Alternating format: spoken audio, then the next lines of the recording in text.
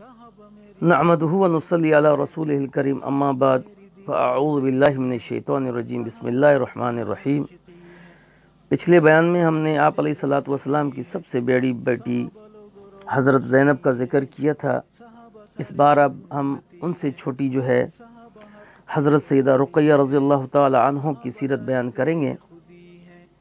آپ سب سے درخواست ہے کہ آپ یہ بیان آگے فارورڈ بھی کیا کریں اور ہمارے یوٹیوب چینل کو بھی سبسکرائب کیا کریں، تاکہ ہماری یہ جو سیرت صحابیات ہیں یا حجاب النساء کے سلسلے ہیں، یہ سب آپ کو ملتے رہیں اور دوسروں تک بھی آپ ان کو پہنچانے کی کوشش کیا کریں۔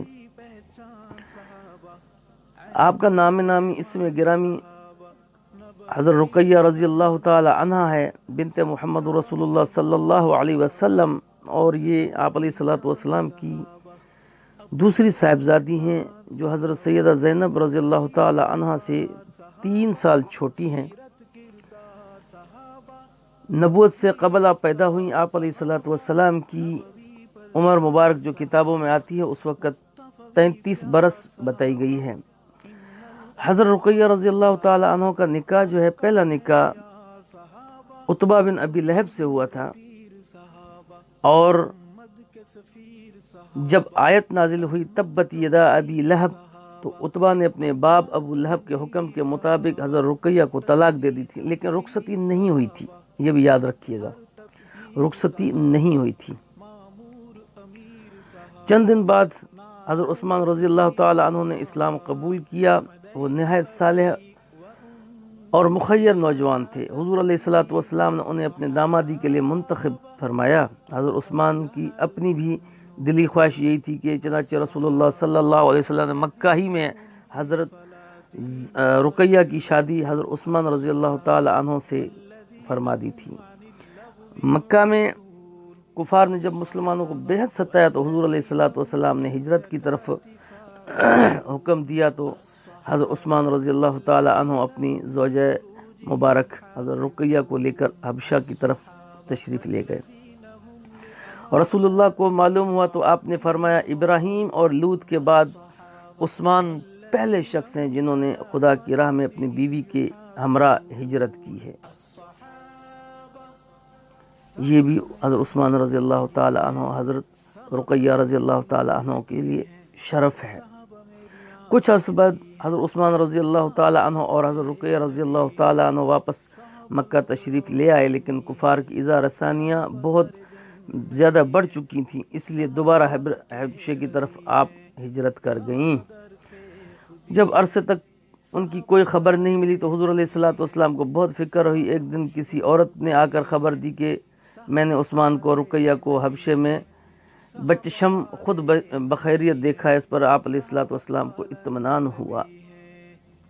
کافی عرصے بعد حبشے میں قیام کرنے کے بعد حضرت عثمان کو خبر ملی کہ رسول اللہ صلی اللہ علیہ وسلم مدینہ منورہ کی طرف ہجرت کرنے والے ہیں۔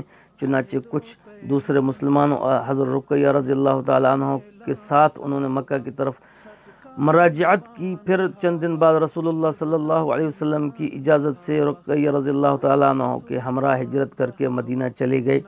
وہاں حضرت اوس بن ثابت رضی اللہ تعالی عنہ کے گھر اترے۔ کچھ عرصے بعد حضور صلی اللہ علیہ وسلم مدینہ تشریف لے آئے۔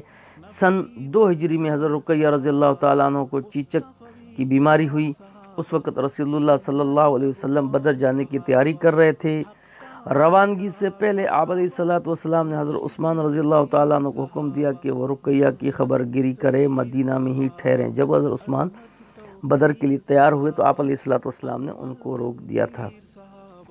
اس کے عوض اللہ تعالیٰ نے انہیں جہاد میں شریک ہونے کا ثواب بھی دے گا۔ آپ علیہ الصلوۃ والسلام کا فرمان ہے کہ عثمان تم رک جاؤ، تمہیں بدر والے جہاد میں جو شریک ہو رہے ہیں لوگ، ان کے برابر کا اجر تمہیں بھی ملے گا، اور تم یہیں اپنی بیوی کے ساتھ ان کی تیمارداری کرو اور ان کا خیال رکھو، اللہ رب العزت آپ کو اس کا بدلہ ضرور دے گا۔ اللہ اکبر۔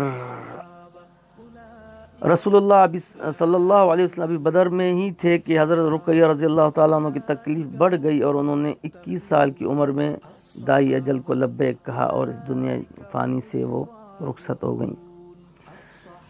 اس وقت جب قبر پر مٹی ڈالی جا رہی تھی، حضرت زید بن حارث رضی اللہ تعالیٰ عنہ بدر کی لڑائی میں مسلمانوں کی فتح کی خوشخبری لے کر مدینہ میں داخل ہوئے۔